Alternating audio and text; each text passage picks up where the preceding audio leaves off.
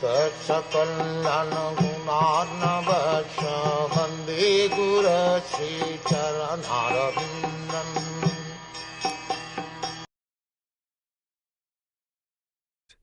How was the great Emperor Parikṣit, who was a highly intelligent and great devotee, born in that womb? How did his death take place, and what did he achieve after his death? The king of Hastinapur, now Delhi, used to be the emperor of the world, at least till the time of the son of Emperor Parikṣit. Maharaj Parikṣit was saved by the Lord in the womb of his mother, so he could certainly be saved from an untimely death due to the ill will of the son of a Brahman.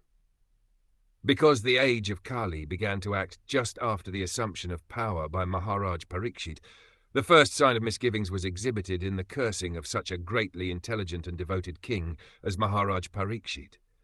The king is the protector of the helpless citizens, and their welfare, peace, and prosperity depend on him.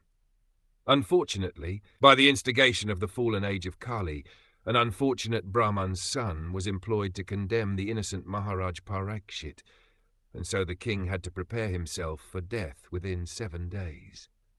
Maharaj Parikṣit is especially famous as one who is protected by Vishnu, and when he was unduly cursed by a Brahman's son, he could have invoked the mercy of the Lord to save him, but he did not want to because he was a pure devotee. A pure devotee never asks the Lord for any undue favor.